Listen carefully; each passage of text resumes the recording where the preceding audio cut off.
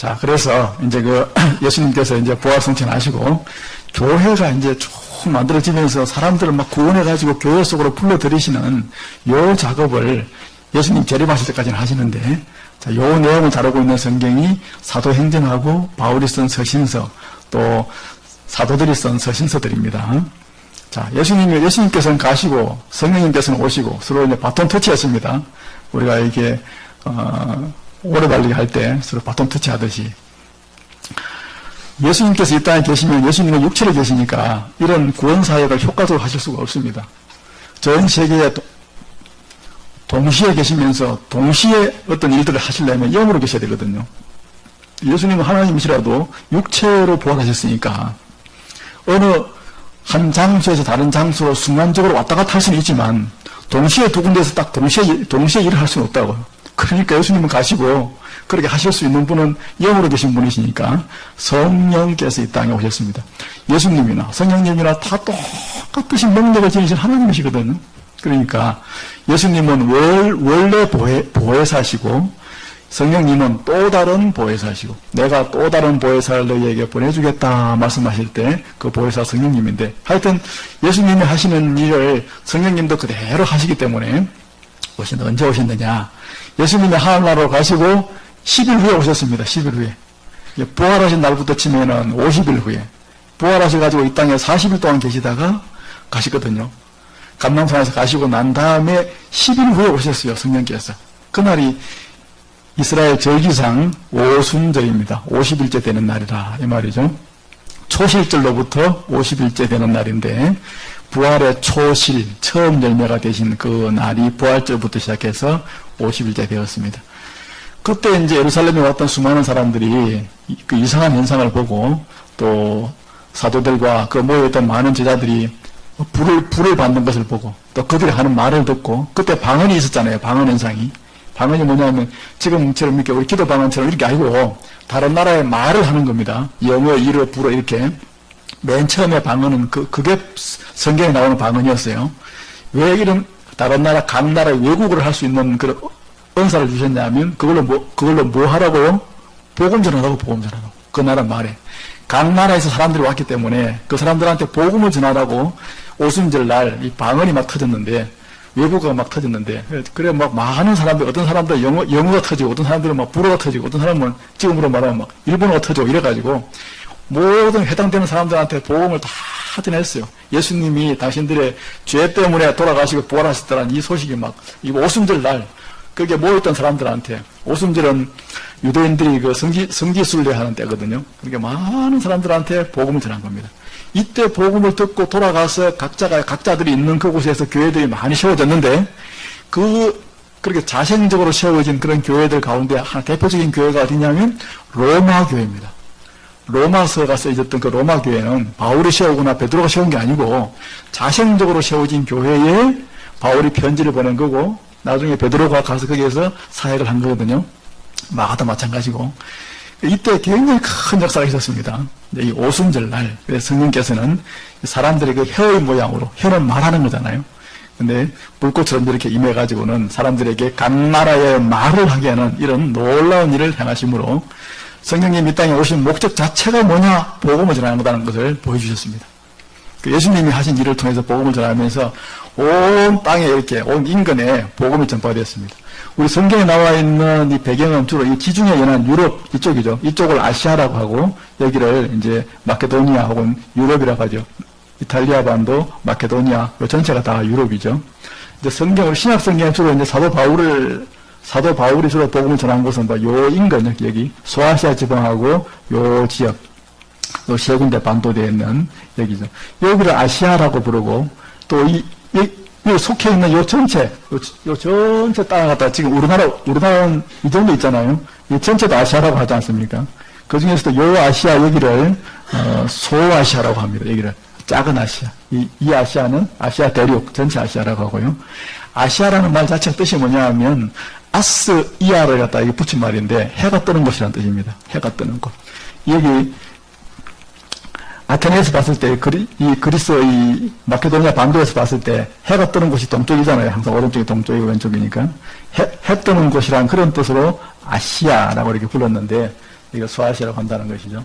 이 소아시아 지방으로 복음이 전파되어지고, 가서 복음도 전하고, 또 자생적으로도 복음을 듣고 가가지고도 교회를 세우고, 이런데 그래 교회가 전체적으로 교회가 다 세워졌습니다.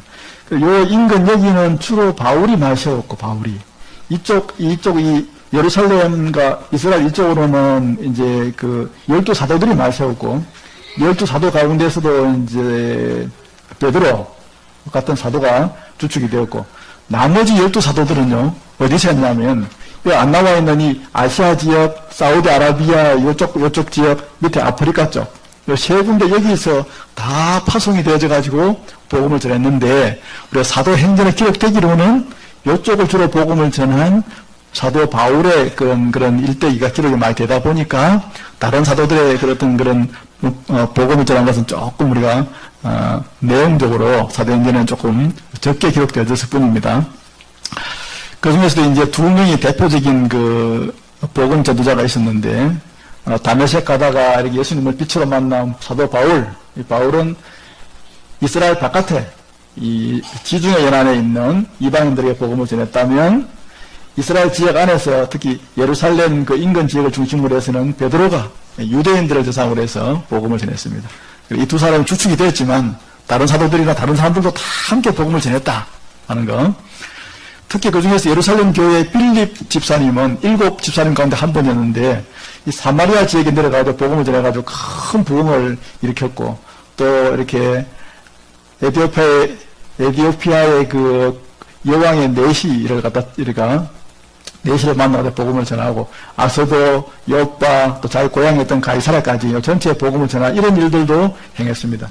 그리고 유대인들에게 복음을 전했던 대표적인 사도였던 베드로는 예루살렘 교회를 출발해가지고는 루따, 요빠, 가이사라까지 가서, 여기가 내나 빌립의 고향이거든요. 이 인근을 쭉 순회하면서 복음을 전했고, 또 사마리아가 부흥이 되자 빌립에 의해서 사마리아의 요한과 같이 내려가가지고 이 사마리아 교회를 또 한번 돌아보고 오기도 하고, 여기서 기도해가지고 막 성령이 임했잖아요. 방언이 터지고. 그리고 나중에는 또 이 안디옥까지 가가지고, 이 안디옥 교회까지 가서 사도 바울이 사역하고 있던 교회가 안디옥 교회였는데, 올라갔다 오고, 그리고 나중에 말년에는 로마까지 가가지고 거기서 또 복음을 전하다가 순교한 것으로 그렇게 전해지고 있습니다. 이 베드로의 어떤 복음 전파에 관한 이 역할이 굉장히 컸다 하는 걸 우리가 생각을 해볼 수 있습니다. 그래서 이런 교회의 집사님들도, 또 12사도들도, 또 베드로, 또 바울 같은 사람들도, 이렇게 해서 모든 사람들이 복음을 전파해서 온 땅에 예수님의 이 구원의 소식을 전하는 이 일을 그렇게 추력한 그 내용이 어디에 기록되어 있습니까? 사도행전에 기록되어 있습니다. 초반부는 이 빌립 집사님과 그리고 베드로 사도의 어떤 활동들, 나중에는 사도 바울의 활동들, 이런 내용들을 많이 기록을 하고 있습니다. 복음이 어떻게 전파되어져서 교회가 어떻게 막 세워지고 있는가, 이걸 사도행전이 우리에게 알려준다는 것이죠.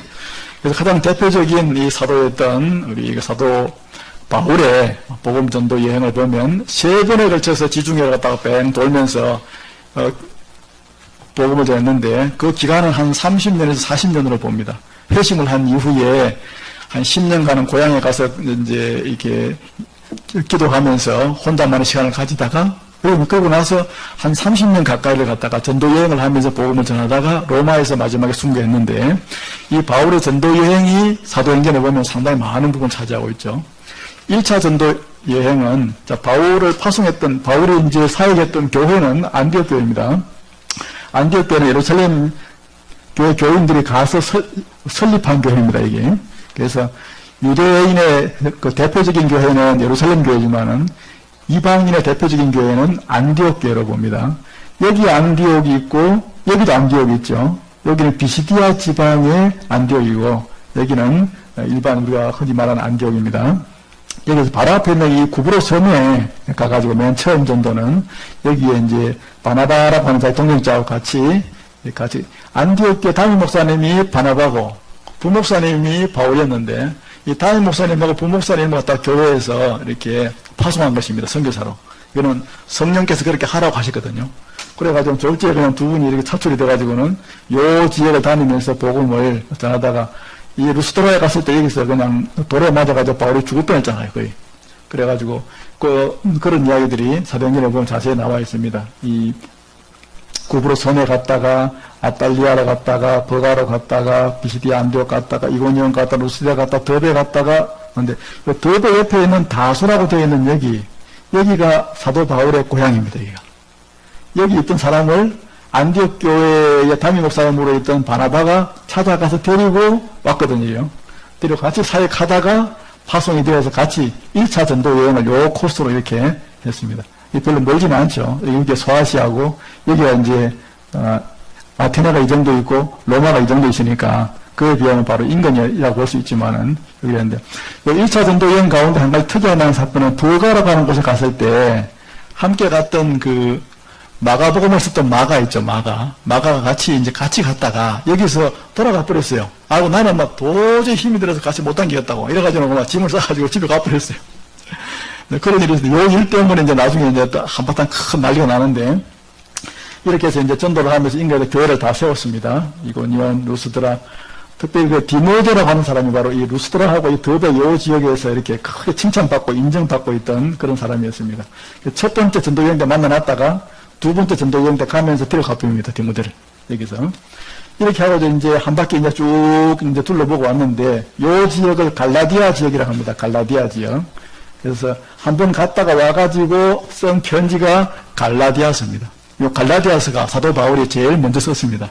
한번 돌아보고 왔는데 교회 안에 문제가 조금 생겨서 그 문제에 대해서 답변을 갖다 쭉 적어서 보낸 편지, 그 편지가 갈라디아서가 되겠습니다.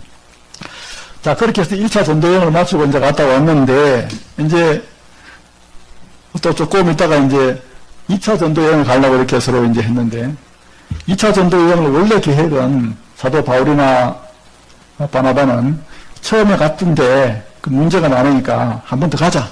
한 번 더 가가지고 교회들을 한 번 더 세우고 돌아오자. 그렇게 계획을 원래 세웠는데 하나님의 계획은 그게 아니었어요. 지금 한시가 급한데 언제 여기서 그냥 이렇게 하고 있을 수가 없었던 거죠. 하나님의 계획은 1차 전도 여행기는 여기입니다. 여기. 이 섬에 갔다가 올라갔다가 빼돌아갔으니까 지금 하나님께서는 지금 이 소아시아로 유럽으로 막 복음이 전파돼서 나가야 될 판인데 한번 갔다 왔던데 또 갈락하니까 바나바하고 바울을 대판 싸우도록 하신 건 아닌데 두 사람이 의견이 엇갈려가지고 서로 분쟁이 날 때 그걸 그냥 허용하셔버렸어요. 도저히 같이 사역을 못하도록. 왜 싸웠느냐? 마가 때문에 싸웠습니다. 바나바하고 마가는 서로 이렇게 그 친척간이었습니다. 바나바가 두 번째 전도여행 갈 때 마가 데리고 갑시다. 한 번 그렇긴 했지만 이제 두 번째는 잘하겠지. 아무도 이제 자기가 이제 외삼촌이었거든요. 자기 조카니까.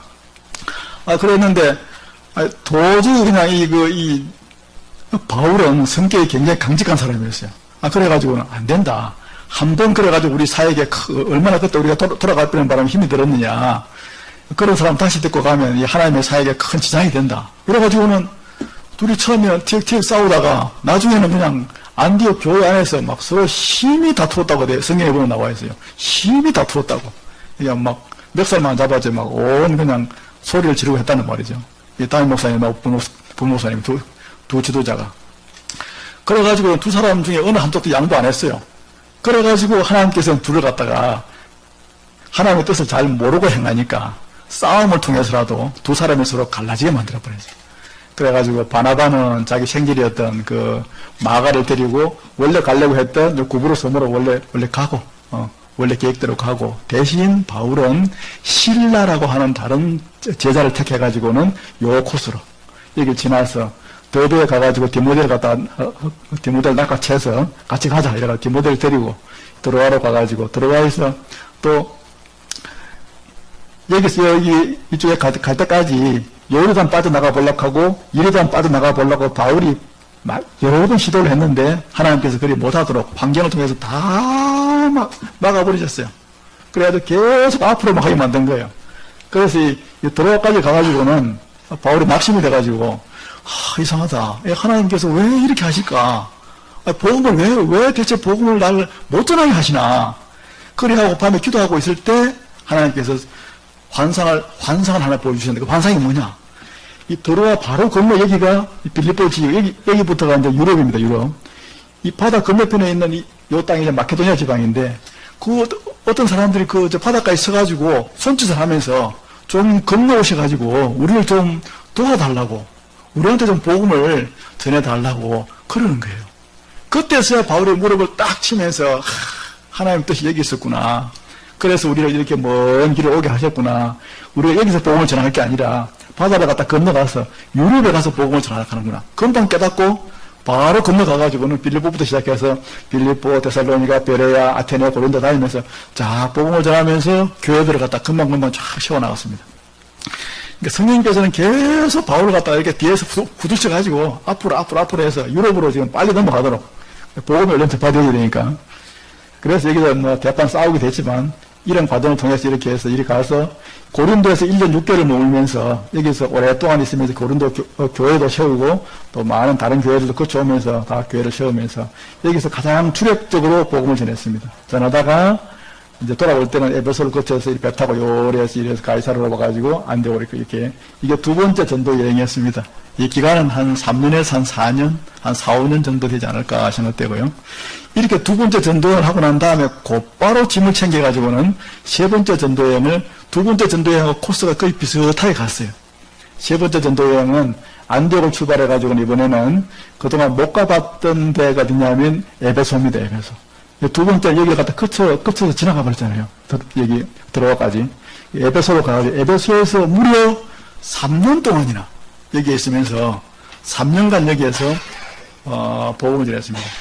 복음을 전할 때 특별히 두란노 서원이라고 우리가 잘 알고 있잖아요. 두란노라고 하는 그 서원을 하나 빌려가지고 거기에서 복음을 계속 전하면서 요 인근에 있는 사람들을 다 불러가지고 3년 동안 복음을 전했습니다.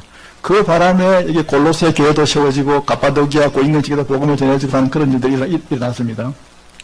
그래가지고 세 번째 전도 여행은 이 에베소에서 3년간 복음을 전하고 그 다음에 여기서 에베소에서 머물 때 바다 건너편 여기가 고린도인데 이 고린도로 보낸 편지가 고린도 전서후서입니다.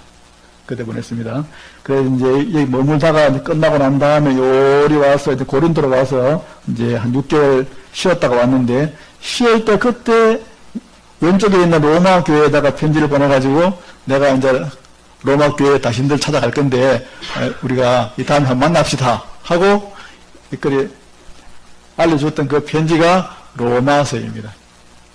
그러고 난 다음에 원래 배 타고 이렇게 쉽게 쭉 오려고 했는데 바울을 죽이려고 하는 사람들이 있어가지고 이렇게 일단 다시 걸어서 왔던 대로 이렇게 뺑 돌아서 이렇게 해가지고 이렇게 좀 뱅뱅 돌아서 왔습니다. 그래 와서 예루살렘까지 왔는데 이게 세 번째 전도 여행이 이렇게 되어지는데 예루살렘까지 왔을 때 사도 바울이 예루살렘에서 이제 체포되어지죠. 그래가지고 2년 동안 가이사랴 구금되어 있다가 로마까지 이렇게 쭉 이제 호송되어질 때에 요 가다가 여기서 큰 풍랑을 만나가지고 14일 동안 이 바다 가운데 떠돌다가 이렇게 해서 결국은 로마까지 들어갑니다. 이것이 이제 바울의 이제 네 번째 여행인데 요 여행 중에서도 많은 사람을 바울이 복음을 전했습니다. 그러니까 바울은 총 4차에 걸쳐서 복음을 전했다고 볼 수 있습니다. 이런 내용이 사도행전 후반부에 세밀하게 나와 있죠. 그리고 여기까지가 이제 사도행전의 내용이고 사도행전 그 이후를 성경학자들이 추정을 해보니까 바울은 로마에 가서 일단 1차 석방이 됐어요. 2년 후에 네로 황제의 그 재판을 받아가 석방이 된 다음에 이렇게 스바나 자기가 이런 데 가고 싶어 했던 이 스페인 지역에 가서 복음을 요리 가서 이제 전하고 그 다음에 고린도까지 와서 에라스도를 여기 머물게 만들고 그 다음에 그레데에 와서 디도를 여기 머물게 만들고 그 다음에 밀레도에 와서 드로비모가 병이 들어가지고 여기다가 머물게 만들고 에베소에 와가지고 디모데를 여기서 목회하게 하고 그리고 이제 드로아의 지방에 그 가보라고 하는 사람이 집에 와가지고는 일단 날씨가 너무 더워가지고는 외투를 여기다 벗어놓고 그 다음에 나중에 나와 있는 바울이 쓴 서신서들을 다 종합해보면 이런 코스가 나온다는 겁니다. 다시 이제 빌립보 지역으로 와가지고 빌립보 교인들을 만나보고 니고볼리라고 하는 곳으로 왔습니다. 여기서 이제 겨울을 이제 보내면서 이제 전도 집회를 하려고 했는데 이 빌립보에서 니고볼리로 오는 도중에 쓴 편지가 이 에베소에 머물고 있었던 디모데에게 보낸 디모데전서, 그 다음에 그레데에 머물고 있던 디도에게 보낸 디도서입니다. 이 편지를 보내가지고 내가 그것을 목회할 때에 이러이러한 점을 조심하고 목회자로서 이렇게 해야 된다 하고 알려주면서 쓴 목회 서신을 여기서 여기 오사가 쓴 겁니다. 그 리버볼드에서 겨울에 집회하다가 체포된 것으로 확인되는 바예요. 그 체포되어서 2차 로마 호송이 되어져가지고 로마 여기서 두 번째 잡혀갔을 때는 풀려나지 못하고 거기에서 돌아가셨는데 이 사도 바울 선생님께서 순교하시기 직전에 기록한 맨 처음에 기록한 것은 갈라디아서고, 그 다음 맨 나중에 기록한 성경이 뭐냐 하면, 디모데에게 보낸 두 번째 편지입니다. 디모데 후서. 자기의 사도 바울로 치면은 유언과 같은 내용이죠. 난 네가 보고 싶다. 빨리 와라. 올 때는 들어와 가보의 집에 내 외투가 있으니까 꼭 가지고 와라. 그리고 가족 종이에 내가 써놓은 글도 있는데, 책도 있는데, 그것도 가지고 와라 하면서 세밀하게 그렇게 글을 쓰고 있습니다. 이 디모데 후서를 기록하고 나서 바울은 순교한 것으로 이렇게 보여지고 있습니다. 이게 이런 과정을 통해서 사도 바울이 일생을 복음을 전하다가 로마에서 순교한 것으로, 그리고 베드로도 로마에서 함께 같이 그 인근에, 그 의간에 같이 순교한 것으로 그렇게 알려져 있습니다. 이 내용이 이 부분은 빼고 이 앞에 부분까지가, 여기까지가 사도행전에 기록되어져 있는 그런 내용입니다. 이 세밀한 내용을 몰라도 우리가 큰 이 흐름과 이 개괄적인 이런 내용들을 우리가 한번 잘 대충이라도 한번 그렇게 이해를 해 놓으시기를 바랍니다.